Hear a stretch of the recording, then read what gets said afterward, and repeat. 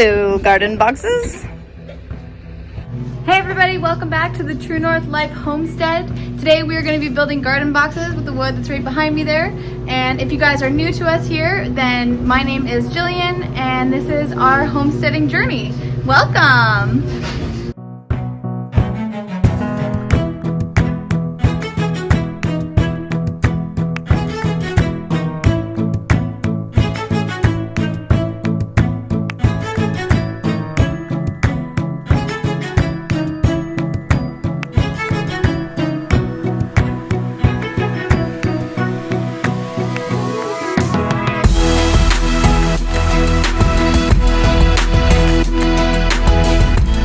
I have two panels built up right behind me here, and we've got some more wood that's going to go into some boxes for us today. We are building 3 6-foot boxes and 2 8-foot boxes, and they're all going to go into the garden, and we're going to be able to start planting very soon. We finally got the area all cleared out. We got our stumps down. We set up our area, kind of planned it out so that most of the stumps are inside of our garden beds, which will help us out a lot in cleaning up. So we can work a little bit smarter and harder while we're doing this project here today.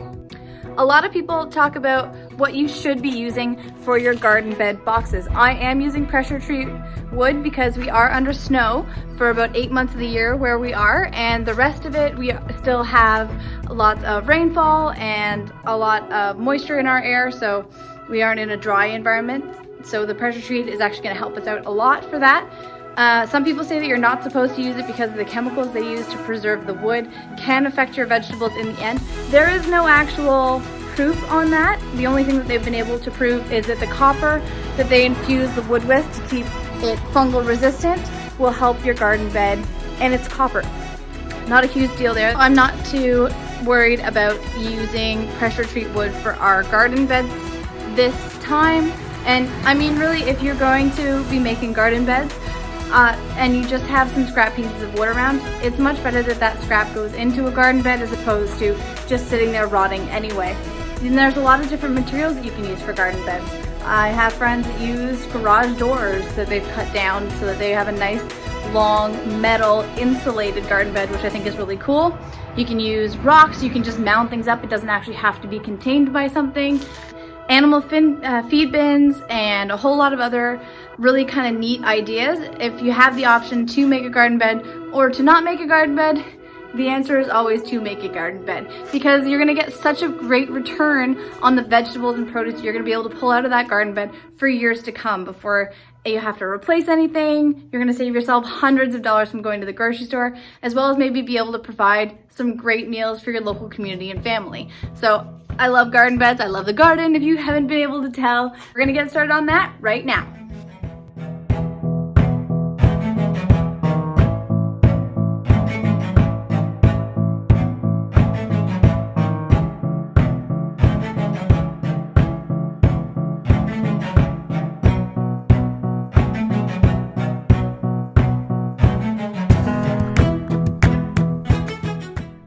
We've gotten our extra cuts done. We've got our panels all ready to go. Let's put them together.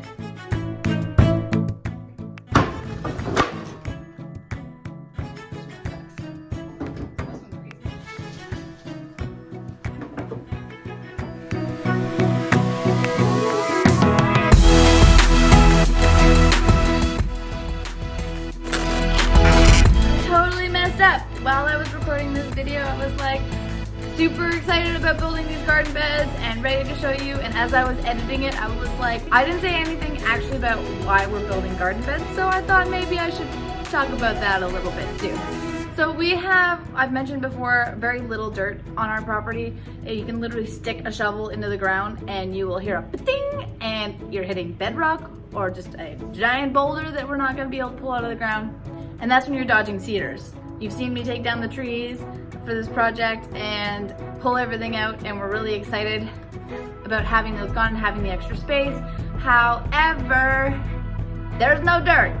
We need to be able to have a certain amount of dirt for our raised garden beds, and that is what we're doing. I just saw the chipmunk and it distracted me. I'm gonna try that again. While I record this little bit of this video, I want you all to know that I've been fighting with a chipmunk for days. He's been trying to get into our garage because I have birdseed at the back of the garage that he has been munching on. And he is not afraid of me at all. I can literally yell at him, like I have to get up out of my chair and yell at him to get him to just turn around a little bit and not come back. He's literally scooted right past my foot to get in here. Like, there's a huge door right here, but he's choosing to come near me. The animal lover in me is like, oh my god, we could be such good friends. But the animal trainer in me is like, Dad, Julian, no, you can't come in our garage. You can't encourage him to be near the house, so just leave it alone. It's a real crisis, because I don't really want to know what to do about this. But he's not allowed in the garage, and he can't be coming near our house. Bug. He's not allowed near the garage, and he can't be coming near the house, so I have to restrain myself and tell him to go away. It's just taking a little bit more effort than I thought it would, so we'll have to see how this turns out. If I get up during this video to yell at him, you'll see what I mean. Because we have no dirt on our property, we need to be able to build up, so we have an 18-inch box that we've been working with. So why did we choose 18 inches? Because most roots don't go farther than 18 inches into the ground. So we have a little bit of leeway with that couple centimeters to an inch of actual dirt that we're gonna have, plus the leveling out dirt, and then the 18 inches that's going to be inside of the box. So we're looking at probably closer to 20 to 22 inches in some spaces for our actual plants, which is gonna be really good for them. They don't need that much space. Our shallow root plants will have enough space to be able to grow and thrive, as well as our medium and long roots. So we'll be able to do things like peanuts, and we'll be able to do things like beets, carrot, potatoes in the garden, which is awesome. I have got red, purple, and white potatoes that I really want to start growing in the garden regularly, which is a very awesome project that I really enjoy. It just gives a nice, fruitful, colorful thing to your potato dishes, which is kind of cool. And why are we actually choosing to do garden beds?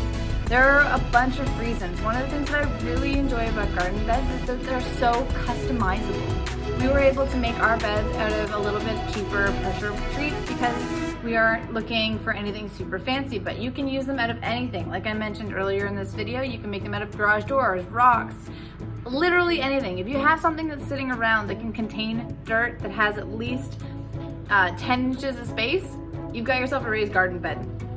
That would be only for shallow root plants, but we went for the 18 inches so we can do all of our plants in our raised garden beds.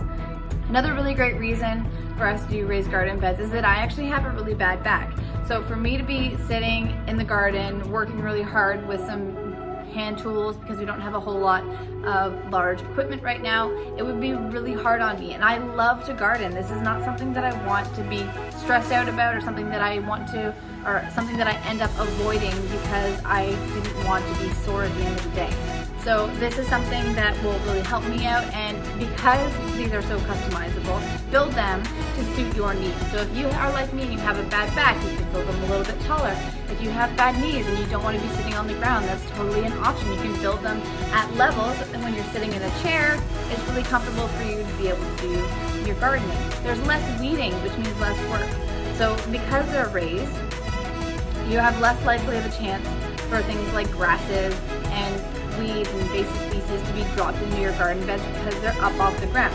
All of your grasses and everything that spreads is typically down here.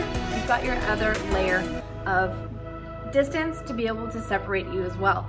You can also cover these over the winter time and into the spring until you are totally ready to plant your garden vegetables in it, which can help reduce any droppings from birds or any seed spreading in the fall and in the early spring before you put your own produce into your garden, which I think is really great. We're going to be hopefully covering our garden beds and hopefully be growing year round, but we'll have to see how it goes with this year. A couple other reasons why raised garden beds are so great is because they can keep out animals. So slugs don't typically want to climb up a raised garden bed, but they can do it, so it just slows them down. And a lot of people will simply put a copper rim around the outside of their garden bed to keep the slugs out, which I think is a really cool idea.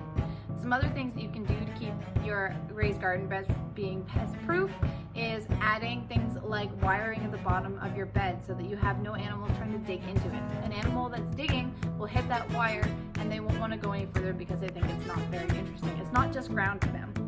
They hit something that they're not interested in and they're going to move on. So you can protect yourself from below and above with these garden beds, which I think is really awesome.